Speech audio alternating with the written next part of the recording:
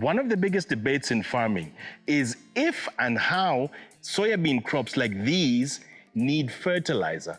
After all, don't they say that they make their own nitrogen? We explained the process in part 2. So maybe they don't need any extra fertilizer. Well, the answer, like everything else in farming, is not that straightforward. In agriculture, everybody's got their own opinions and ideas about what should or shouldn't be done. We had to figure out what to do about fertilizing our soybeans crops like this one behind me. So as we established the 2022 to 2023 season, we had to do a lot of research, we had to consult the experts, and then we made up our own minds. On this video, we're going to be sharing with you how we approached the fertilization of a leguminous crop like soybeans during this season here on our farm at Winterthorn. And here's a clue. We did all the traditional things that most people farming soybeans normally do, and then we went a little bit further. Stay with us.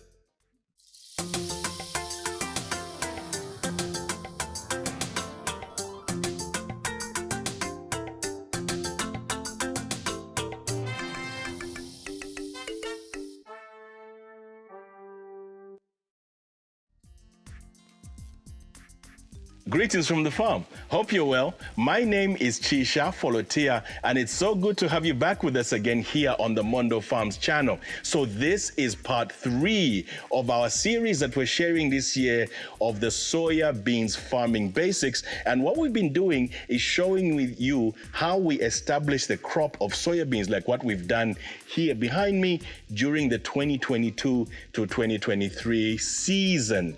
Our last update was quite interesting. We looked at a variety of soybeans, looked at the past, what had we planted in the past, and then we made our choice. And our choice was to plant a type of soybeans called Dina, and we thought this was going to do best for us.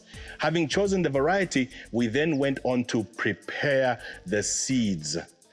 The seeds are inoculated, remember, rhizobium bacteria and all of that, in order to form the nodules. And then we ended up with planting. We showed you how we plant the seeds manually. And then we had germination and things were looking good. So by the way, I'm standing here at Alaska 4, one of our favorites, and the soybeans here is at its podding stage. Look at that. These are the pods. The flowers have been fertilized and they are now turned into pods, and these are the things that will make us some money. But let's not get ahead of ourselves. A lot of things have happened over the last few weeks and months to get us to this phase, and that's what we're going to be focusing on in this particular video.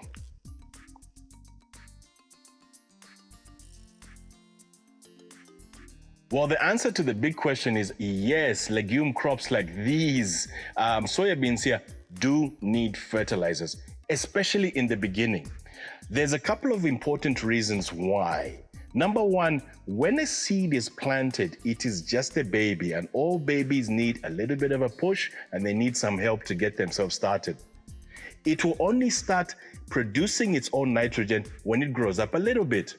Number two, even when it does grow up and start producing its own nitrogen, what about all of the other chemical elements like phosphorus and potassium and sulfur that plants need to grow healthily? And these are the things we find in fertilizer. In the beginning, our main focus is on phosphorus. Now, phosphorus, as many of you know, is key and essential to root formation. And when the plant is growing, when it first starts out, it needs to establish good roots so it can bring in water and all of the other nutrients from the soil. So phosphorus is the main component of basal fertilizer. So when the plants are young, we go in and we apply basal fertilizer. As you can see here on this package, this basal fertilizer has an NPK of 7-20-13. And the number we are most interested in at this stage is the one in the middle, a big fat 20 for the phosphorus. Basal fertilizers should be applied at the time of planting or just after planting, basically while the crop is still young. So here at Mondo Farms this year, we delayed in applying our Basal fertilizer this year because of some cash flow challenges. On the one hand, we had planted a lot of hectares of soybeans, so we needed to buy a lot of fertilizer. On the other hand, fertilizer prices have gone crazy. They've more than doubled in the last year. So we basically had to find the money to buy enough fertilizer to get ourselves going. Here at Mondo Farms, we are always looking for the best products for our crops. And we are also running a business, so the numbers always need to make sense. So sometimes you'll see us applying this brand of fertilizer, the next time you see us applying another brand of fertilizer. And we have to go through compare the different brands of fertilizers for their values and what they do for our crops, and also for the price. This year, we happened to choose ETG Zambian Fertilizers Soy Mix A, basically because it was cheaper than all of the other alternatives on the market, and it was very easy and straightforward for us to buy. No, this video is not sponsored by ETG. You'll also see us using some very specialized fertilizer from their biggest rival, Omnia, later on in this video.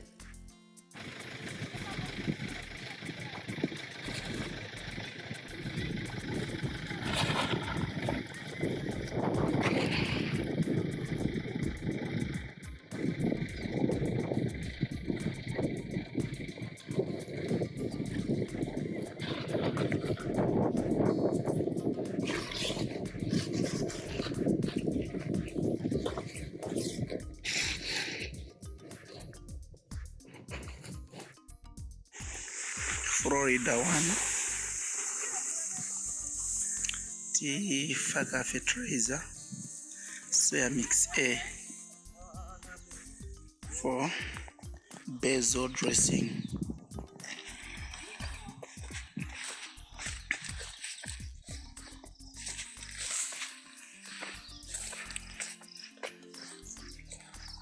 We Simon, yanga munafakira wanzako. Sapakise fertilizer.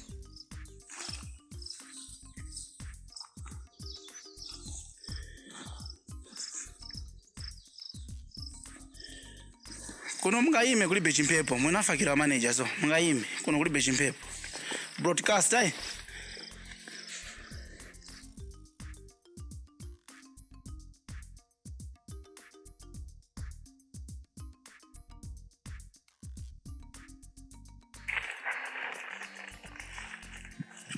Alafu mauzo hapa maningi mpashize pia kuna mpashe amauzo napya.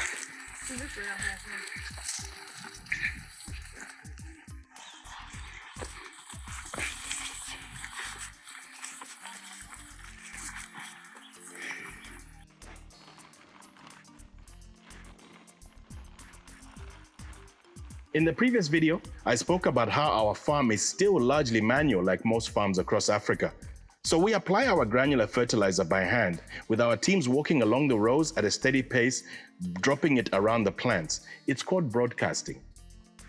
The fertilizer then dissolves and is taken up by the plant roots. Yes, we do measure out how much fertilizer should be applied to a certain area, according to the advice from the agronomists and the fertilizer companies. Take Alaska, Block 1B, fertilizer,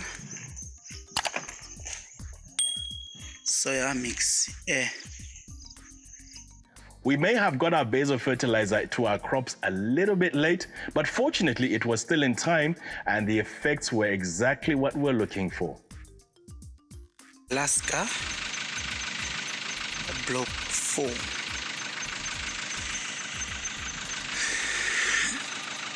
Nieve inafakiwa fertilizer Soya Mix.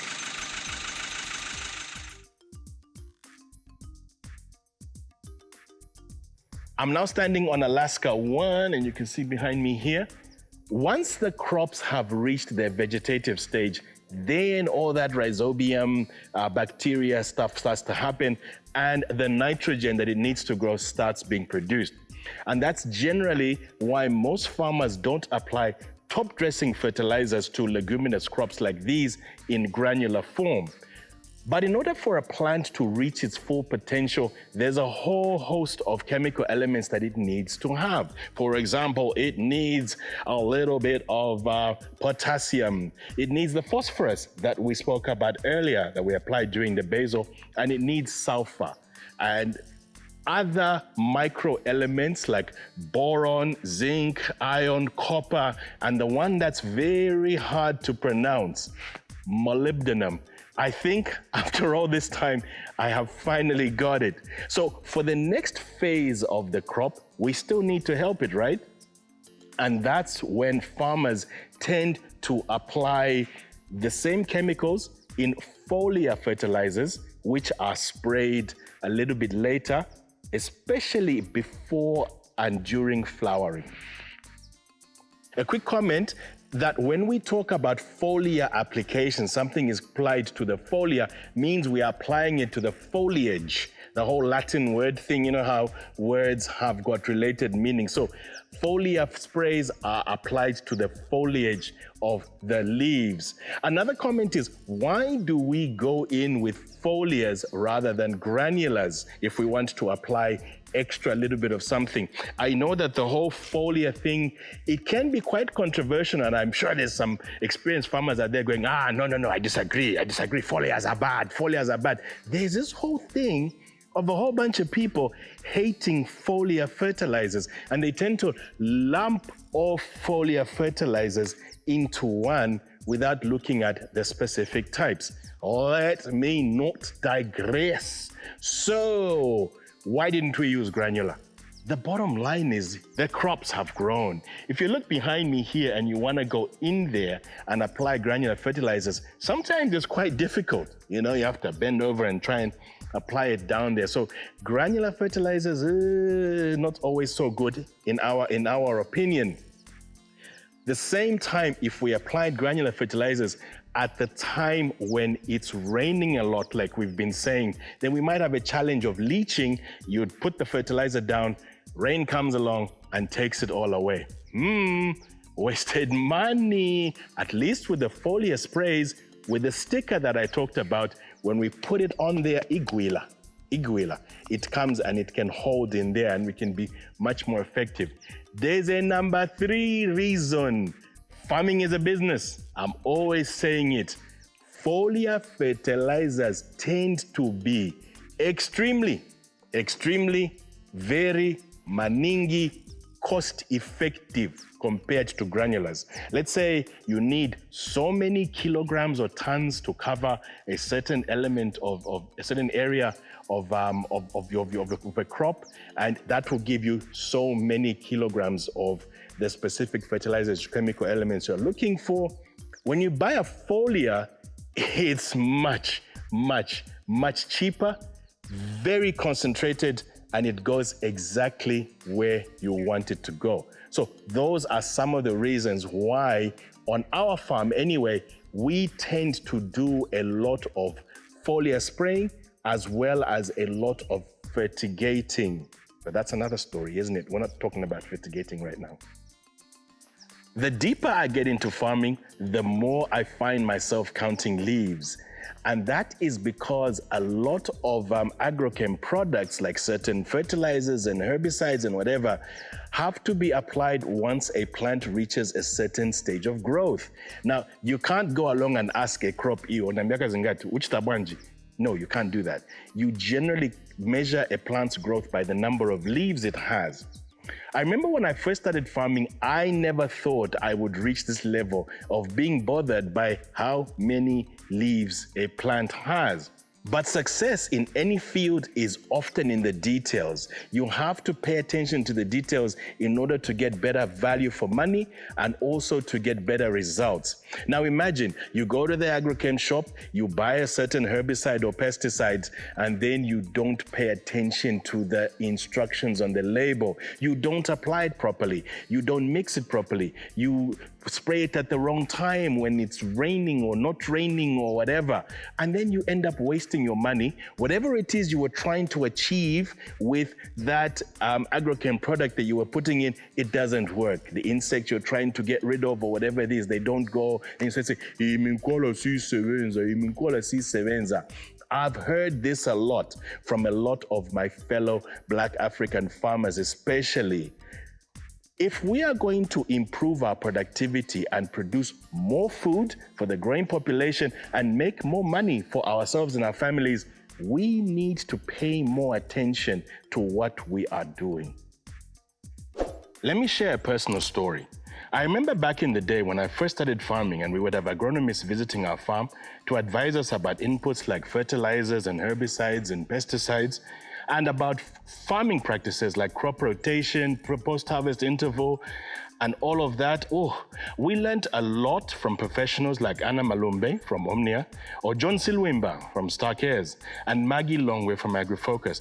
And I'm so grateful to them for making us better farmers. I soon realized that if I was going to be successful at this farming thing, there was a lot of detail that I had to learn. Back then, I barely knew the difference between basal fertilizer and top dressing fertilizer, let alone what the letters NPK stood for. So who are the most successful farmers in Africa? Every country has got a group of professional and commercial farmers who do things properly. These are the people that get amazing results. These are the people that will set up a farm and within a few years, they have bought a plane.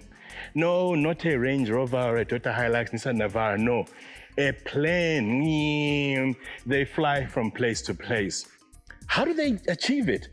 Because these people are using exactly the same inputs that we are. No, they don't do magic. They don't go to Dubai to sell their years. Africans have got a habit of when someone is successful, blaming it on something that that person did, when they don't realize that these people are simply paying attention to detail. They achieve amazing yields on their crops because they do things properly. So back to talking about how we feed our soybean crops. And you're wondering, what does this have to do with counting leaves, Mwebantu? The next part of our story involves a foliar fertilizer called Soya Oomph. Soya Oomph is made in South Africa by Kynok and distributed here in Zambia by ETG. And Soya Oomph is what we apply to the soya beans crops at the end of their vegetative stage and just before flowering. So when I talked about paying attention to detail, it's because on the packaging of the Soya Oomph, it says that this product should be applied as the plants reach their 8-leaf stage. This is generally about 4 to 6 weeks after emergence. And what do products like Soya Oomph do? Well, Soya Oomph contains the macro elements, secondary elements, and the micro elements that I spoke about earlier. And the plant needs these in order to finish off growing and give us a good yield.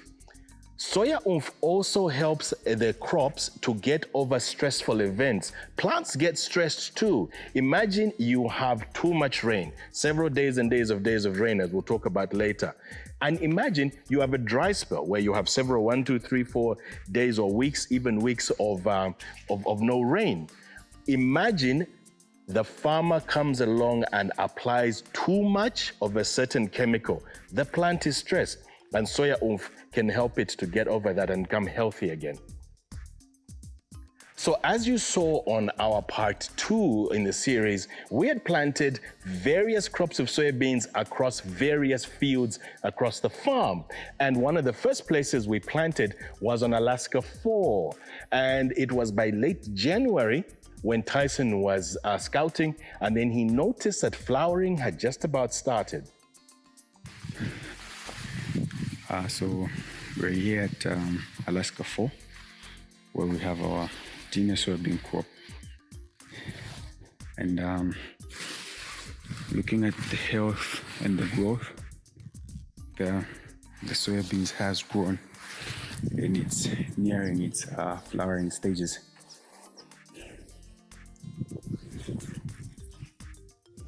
Pests, attacks here. The leaves are looking healthy and green. No signs of deficiency.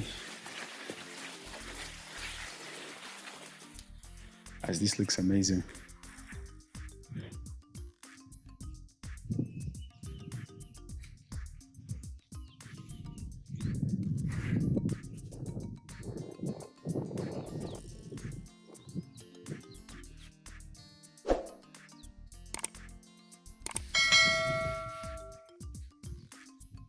So you saw there that flowering had already started on the crop on Alaska 4 before Tyson came and noticed it and said, oh, it's time to start applying the soya oomph. And then you heard me say earlier that soya oomph was supposed to have been applied at the 8-leaf stage before flowering. So what is it? Am I a hypocrite? Am I full of manure? Well, the thing is, here on the Mondo Farms channel, we share farming in the real world. And what happened between mid to late July is that we got a lot of rain. It rained for days and days and days and days, and everything, all our work here at the farm became affected. And here, for example, is what happened to the team that went to spray soya oomph down at Florida one morning, and then a big storm comes. So we're here at Florida 2 and 3, where we got stuck with the truck when we got the spraying machine. Then it started raining. Then the car slipped all the way from here and got stuck in the mud there. So far, we managed moving it from where it was deep here in the mud to somewhere up there. Then we're bringing more reinforcements so that we can push it up.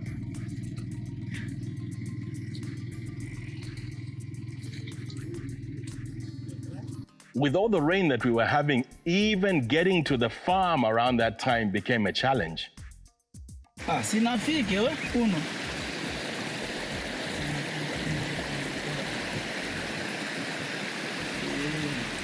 Bosi kuno mvula yaloka. Bosi kwacha mvula sapa tulipata mmana kaka. Akenda pakupa stahili kamana kali sealed. It's really difficult to spray effectively during the rainy season, especially when you have too much rain. A couple of things can happen. Number one is you spray your crops. A few minutes later or whatever, rains come and wash away whatever it is you sprayed onto the leaves of your crops. You have to come back and spray again, right? If you want whatever it was to be effective, you have to go back to the shop and buy more chemicals. How effective was what was sprayed at first, and how much spraying should you do the second time? It all becomes very confusing and very difficult. What's also confusing and difficult is how to plan your operations properly. So you do your work plan and say on Monday, the team is going to so-and-so to do this. On Tuesday, the team is going to so-and-so. Wednesday, we are, professional people, and this is how we plan our work. And then it rains and rains and rains. And then they start work, it stops rain. And then you have to go back to what you did on thing. It's very difficult, and you just have to make a plan. When it comes to the issue of the chemicals sticking to the plant leaves before it starts raining, modern farmers have a solution for this one. When we spray in the rainy season, we apply an adjuvant called sticker. And the sticker literally does what it says it does. It helps the chemicals stick to the leaves of the plant. So even if it rains, normally about 30 to 40 minutes, you're good for 30 to 40 minutes, and then it sticks in there. And that's one of the major tools that modern science has given us.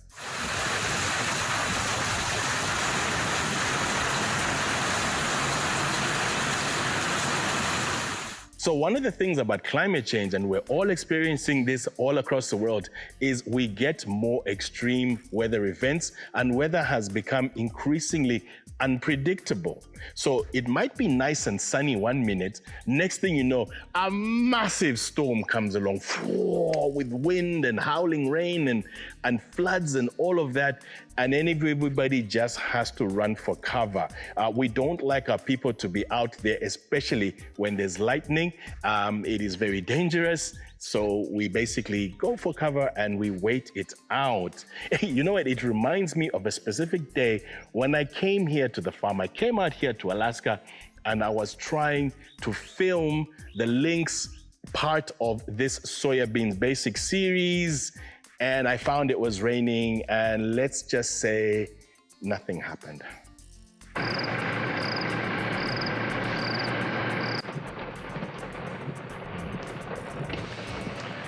Yeah, today's filming doesn't look like it's going to be very successful. It's pretty much a rainy afternoon here at the farm, and yeah, I'm hoping I'll be able to film, but also looking at the way my beard looks, it looks so good. I don't want to have to come back, please. All right, let's see what happens.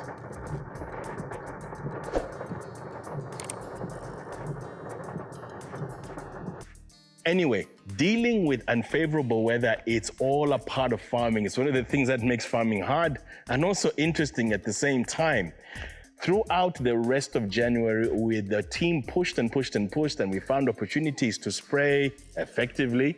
And throughout the January, we managed to get all the crops that needed the soya sprayed.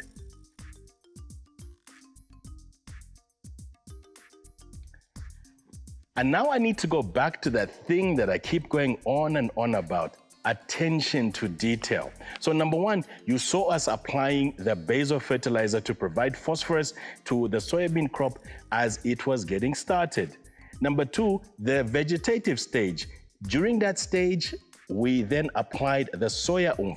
These are things that most farmers normally do to feed their crops. But what I'm going to talk about next is how we go even further in feeding our crops, because this is farming and not everything goes according to plan. So we come back in with more specialized fertilizers for various circumstances, depending on where the crops are and what is happening and how the crops are growing. So let's look at some of the reasons. Number one, we talked about the rain, right? There's a reason why we say the rains come down from the heavens, because there's a bigger plan than what man has. So you might do A, B, C, then you find that it rained. So some of the soya maybe wasn't as effective. Yes, we put the sticker and all of that, but it may not have been effective. Another reason is where we planted our crop. So the farm is quite large and it's got various different types of fields. Some of the fields will be in places that have got a clay soil, some have got sandy soil, some loamy soil, and some a mixture of every single type of soil you've ever seen. Some of our fields of soybeans this year were planted. You saw us clearing land in part one. So they were planted on virgin land that was formerly woodland, Miombo woodland or whatever. We had some fields that were planted where maize had been consistently monocropped for quite some time, so there was very little nitrogen in them. We had some fields that were planted, for example, at Westgate, where we have been planting vegetables for quite a number of years. If you saw a lot of our videos last year would feature onions at Westgate. So the onions were done during the winter, and this summer we came back in and we planted onion there. So in all of these various fields, we have different levels of growth and success. So we're paying particular attention to each block, each field as we're scouting, and we're going back in with a specific addition of fertilizer that the crop might then need there and then. For example, here's a clip of Pethius scouting Alaska 1 around the middle of February.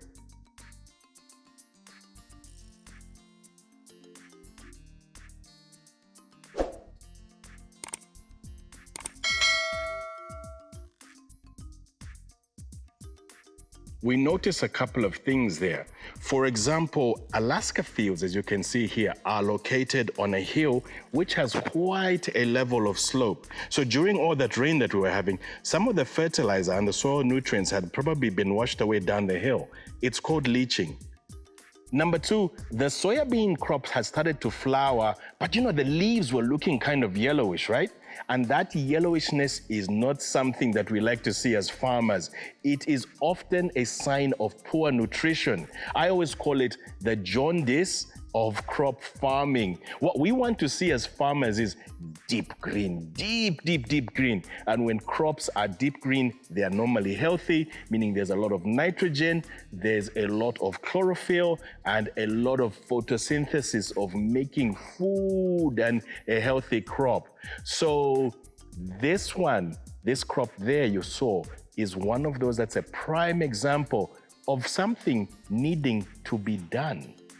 And what we do is we come back in with more foliar fertilizers. But before I talk about the individual foliar fertilizers that we're using across the farm, let me make a special mention of a product that we also apply to almost all our crops, whether it's vegetables or sometimes even the tree seedlings, and definitely to field crops like this one. It's a natural product called plant catalyst that if you've watched our previous videos, you may have seen me mention from time to time. This is what it says on their website. Plant catalyst is a nutrient absorption enhancer that improves the uptake and assimilation of nutrients. It helps plants better utilize nutrients and reduces the need for synthetic fertilizers or other growth stimulants. And over the years, we've seen what plant catalyst can do, and it is something that is one of our go-to products. Right now, we've been buying it from AgriFocus, and one of the things about plant catalyst is that it is very cost-effective in terms of the packaging, the liters that it is sold in, and as we said, it helps you to reduce on your use of fertilizers anyway, so it's kind of a win-win. So for some crops that need a little bit of help, we are able to help them with something called a polyfeed. So we have a couple of polyfeeds that we use here on the farm. One of them we get from Osho Chemicals, and it's called AgroFeed Plus. And from Hygrotech, which is just outside of the showgrounds there, we get one called Hyperfeed. What is a polyfeed? Well, a polyfeed is basically what the name suggests. It is got a lot of different elements. It's a liquid fertilizer, or whether it's in soluble form or granular powder form, and it contains most of the elements, your usual N, P, K, and a couple of other little bits and pieces in between. So polyfeeds, we found them over the years across the farm to be extremely helpful. But sometimes things are a little bit rough for a crop. It needs a little bit of a boost. Oh, did I say boost? Speaking of which, there is a product from Omnia, a technical fertilizer that they call OmniBoost. And that is what we bring in when crops are a little bit stressed. We're talking about too much rainfall. Sometimes crops are dry and, all these other problems. We use OmniBoost. Il power get to air is spraying hormone boost. Yeah, spraying hormone boost is kwanda wataona matepo ya soybeans ya mbonka uka yellowish. So taona uti hormone boost ni polyfeeding. So tunati spray hormone boost kuti matepo ya manji ya ankale green. Speaking of the technical fertilizers from Omnia, there's a couple of more that we've used widely across the farm, especially for crops that are in the flowering and fruiting stage. Remember what we saw on Alaska 1 there, where it had started flowering, but the leaves were yellowish, and as I said, we do not like yellow leaves. Now here's another example of a very similar thing that Tyson and the team found when they visited Riverside 5. Do you know John? Omni K. Omni K na high nitrogen na high potassium. Okay. Voice of the because I want to Flowers, yeah. So, flowers, then nitrogen nayo efunika because efunika ikula. Mama naina ngwepera. So, Stephen perere pe hapa. Funa kazi yenda ikula. Si ama flowers. Flowering ikula. Voice pamoja. So, we just double. Potassium, nitrogen. Okay. So there you saw the same thing again where you've got flowers, but you've got the yellowish leaves. And then you heard our farm manager, Tyson, telling the team to apply something called Omni-K. And you saw him going potassium, nitrogen, potassium, nitrogen, potassium, nitrogen. Yes, potassium, nitrogen. Okay, time to go back to basics and do some biology revision. All fertilizers, when you buy them, one thing you notice is the letters NPK. Every single fertilizer anywhere in the world. And let's look at what those three letters are. The N is for nitrogen, pretty obvious. The P is for phosphorus. The K is for potassium. Don't ask me why it's a K. It's a Latin thing, okay? All right, so nitrogen is the basis of life. Plants need nitrogen in order to have chlorophyll, in order to do the job of photosynthesis, and all plants feed and eat through photosynthesis. Phosphorus we talked about earlier. Phosphorus is useful for establishing root systems, and it's also used later on in the life of the plant, and it's also quite important. But here we're talking about the K. Potassium. Potassium is useful for the plant. All healthy plants need potassium. But in this case, what we want is the reproduction. Remember, as farmers, we plant almost all crops, especially field crops, for the grain. Now, the grain might be beans, it might be soybeans, it might be groundnuts. We might plant cereals, like rice, wheat, maize. What do we want? It's that reproductive thing, that baby-making factory. To put it plainly, tifuna vana. And all farmers, successful farmers, are obsessed with how many babies are we making. I'm not saying we're promiscuous, but what we want is for our crops to have as many children as possible. And that's why potassium is really, really, really important to farmers at the reproductive stage, because potassium really helps plants to reproduce and make more babies, which makes more grain, which makes more yield. And that's why we're farming, because come on, farming is a business. So we walk around a field like this here on Alaska 3, and we see lots of pods. The flowers were fertilized and they became fruits, and they are now making the fruit. So as much as there are a lot of pods there in each of these plants from this variety Dina, what we really care about is that inside each one, there must be something. There's no point of having lots of pods without the actual soybean grains in there. And that's why we put so much effort into finishing off this fertilizing, this reproductive stage, should I say. Reproduction is really, really, really important. So I've come back to Alaska 4 because this crop was the first to be planted, so it's at a much more advanced stage than some of its friends, like where I was on 3 just now. And here, what we're going to look at is what is actually happening on these pods. So if you look at the pods like this, let me bring you one. Let's find a nice healthy one. Okay, here. So this is a soybean pod. This is what we're actually thinking, and this is where the money is made. I'm gonna try and open it. I'm not very good at this, and I hope this is a good one. But the process that's going on right now, it's called pod filling. And the pod is being filled with the seed. And here is the seed. Oops, just dropped one there. And there's normally seeds in there. And these seeds are at an early stage, and they're forming full of all the things that we want from the seed, the oil, the protein. Oh, all that lovely, jibbly goodness. So this is a soybean pod, and this is being filled in with the seed as the seed is growing until it reaches the stage of maturity. So back to the crops where we had the yellow leaves and the flowering.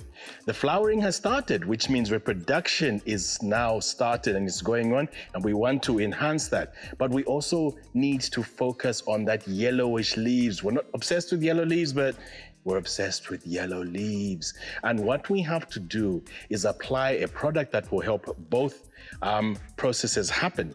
The greenness, the photosynthesis and all that for the healthy crop, as we said, as well as the reproductive stage. So we come in with a product from Omnia called Omni-K. And Omni-K is potassium nitrate. So it provides the potassium and it provides the nitrogen. So we're here at Alaska 1, and this is block block B rather, of Alaska. Then we're spraying Omni-K.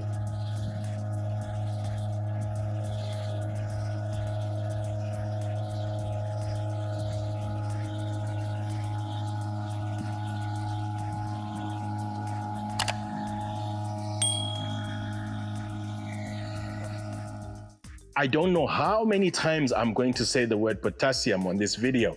Let me say it one more time, potassium. All right, so listen, you have some other crops where the growth is good. The thing is nice and tall. I mean, you'll see it reaching the guys all the way up to the, waist high, chest high, and whatever it is. And the reproduction has started. So what that plant needs is more potassium to help with the pod filling and everything to make more healthier grains. We go back to Omnia, use another technical fertilizer, and this one is called Vita-K. And Vita-K is basically potassium sulfate. So it provides the potassium on the one side, and it also provides sulfur. Sulfur is another important chemical that plants need for healthy growth. And at this stage of the plant where it's really now happening, it really needs it. You may remember last year there was a video I featured where I showed both the Omni-K and the Vita-K and talked about how we were using them towards the latter stages of our onions at Westgate when they were close to bulbing.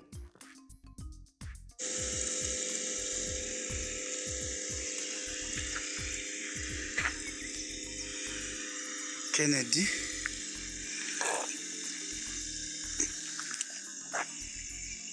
Block C.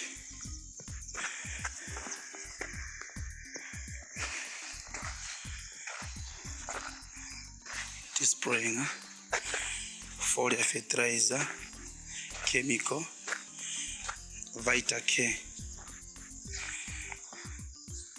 And there's one more foliar fertilizer that we apply to our crops in the reproductive stage where things may be having a challenge. The other day, the team was scouting at Westgate and they noticed that some of the last crops to be planted, that would be on Westgate 2, B, C, and I think D, they started dropping their flowers. Now, think about this. If your plant drops its flowers, it then can't make pods. If it can't make pods, you won't have grain and you'll have a lesser yield.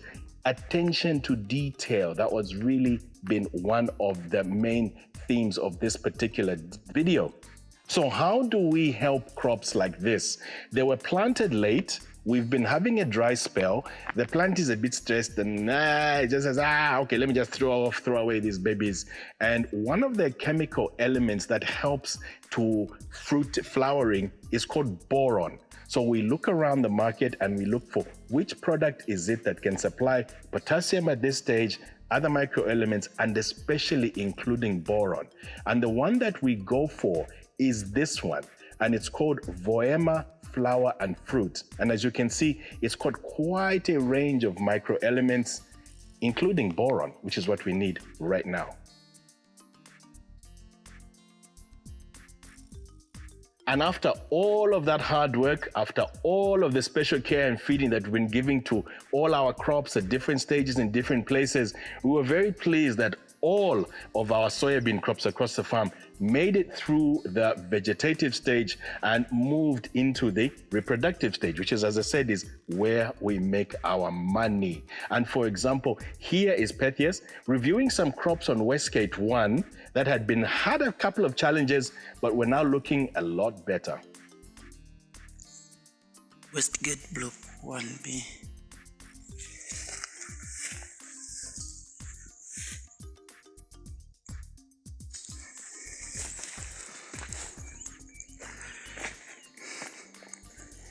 Ya ioneka hii kama inachewa Glowfit Plus na Soya mvuka. Ya wotinambira ku Florida tabwera muno Westgate Kennedy tinachaya so tenda ku Alaska. Farming can be quite difficult and farming can be full of challenges, but you know what? It also has a number of happy moments, which is, apart from the money, one of the reasons that we do it. One Saturday morning, just over a month ago, I was home. I didn't come to the farm that day. We had other programs in town. And then I started receiving the usual video updates that I get every day from the farm. And one of them was from the guys. They were on their way out to Kimberley, to look at the maize over there, and they decided to stop at Westgate being on the way out of the farm, and they had a quick scout around the crops at Westgate, the soybeans, and you know what? They were very happy with what they saw.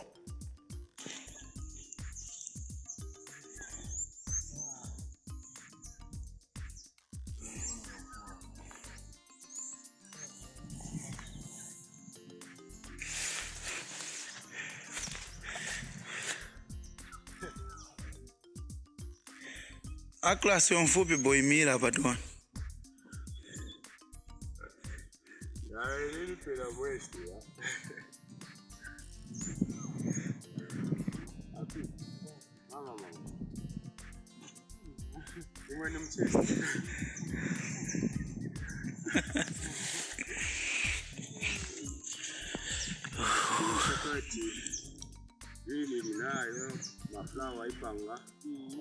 Yeah.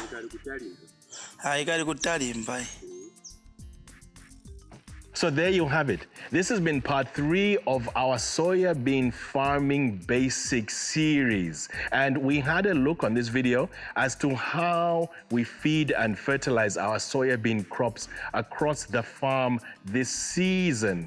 And I'm sure you've had an understanding now of the level of attention to detail that we are trying to get to. We look at the crop. First of all, we start with the basic stuff. We do what everybody else does, right? Put your granular, put your soya for whatever it is. And then we start to now get a little bit detailed, and we start to take particular care of crops in certain situations. And then we provide the plant with what it needs at that time. If you're still watching this video at this stage, first of all, thanks for sticking with me. I know it's been kind of a long one, but second of all, it's probably because you are the type of person that is passionate or very, very, very interested in soybeans farming, and the type of person that wants to take their farm to the next level. And I'm really hoping that it has been very, very, very useful to you, and which is why we do these videos. A quick note, some of the products we mentioned may not be available where you are. So what's really important is to take special care of the actual components of it. For example, when we talk about potassium nitrate, potassium sulfate, you might be given a different product. But what we're looking at is, when you're talking to the agronomist, what is it you are actually doing? You don't have to, we may not exactly have this particular product. I'm very happy and proud to be doing what I do in terms of sharing the little knowledge that I've gained over the last couple of years as a farmer here in Chongwe with all of the people out there.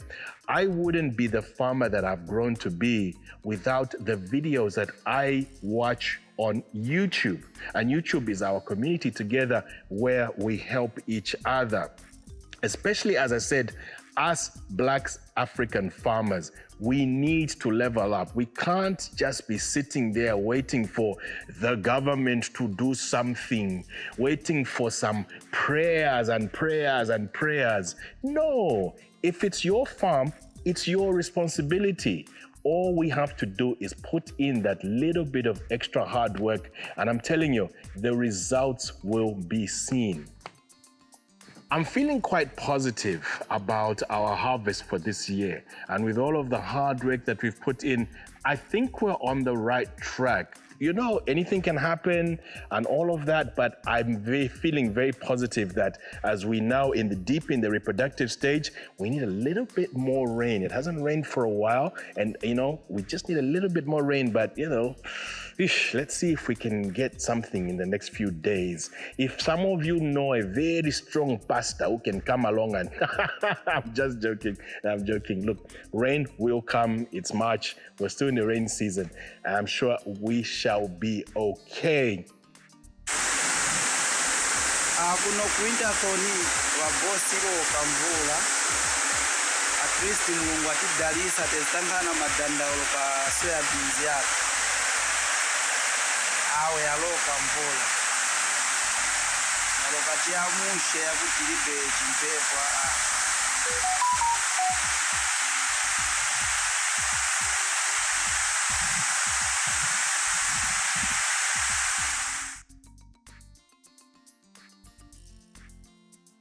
By the way, there's something that I haven't talked about in the Soybeans Basic series, and we'll be covering that in part 4. That is how we protect our soybean crops, especially when they're young, from weeds and funguses and insects. And we'll be doing that one. I initially planned to put it in this one, but I realized that no, let's give it again the level and attention to detail that it requires. So please come back to us for part 4, which will be coming out very, very, very soon. And then we'll be able to cover that element, which will be crop protection. Today we did crop feeding. Now we should be talking about crop protection. We still have more in the series to come. Think about it. We'll reach the stage whereby the crop will be mature, and we'll start looking at how we look at things like, you know, when the crop is there, it starts drying. Then we'll look at harvesting and look at how we're going to harvest all of this soybeans. We're going to look at threshing, post-harvest storage, and all of that. So the story of this year's soybean series is still going on. We're in March now, so probably going up to about June. So keep checking with us here on the Mondo Farms channel. If you want to know what videos have come out, the easiest is to subscribe to the channel, and you do that by pressing the subscribe button. And if you press the bell icon, ding, then YouTube will let you know, they'll send you a notification when a new video comes. Farming is a community enterprise, and many of us are on WhatsApp groups and Facebook groups with other people that are doing a similar thing. And for that, we're always grateful and pleased when people share this video through their social media networks, whether it's WhatsApp or Facebook or Telegram or whatever it is. You share it on and you pass on the knowledge that we're putting in videos like this one. If you have examples of things that have happened to you, then you could maybe give us a comment. Why do you plant soya beans, and what has been some of the successes that you've had, and maybe some of the challenges? And if you really enjoyed the video, then please press the thumbs up button. It looks like this down below, and it's something that the YouTube algorithm uses to know which videos are popular, and it helps when our video is liked by more people. It is then recommended to more and more people. It's getting close to lunchtime, guys. I've been here for quite a while, came out here for an early start because of light issues that we have during the rain season. You won't believe this. This is the 3rd time I've filmed this video, and we had certain issues that meant that the footage we shot wasn't good enough, and I had to come back today to do it. So I'm gonna be heading back to Lusaka now. I'm gonna check a few more things around at the farm first before I go back, and then hopefully get this video out to you as soon as possible. My name is Fertiliser. Thanks very much for sticking with us here on the Mondo Farms channel. We do really, really, really appreciate your support. Shale nipo. Bye-bye.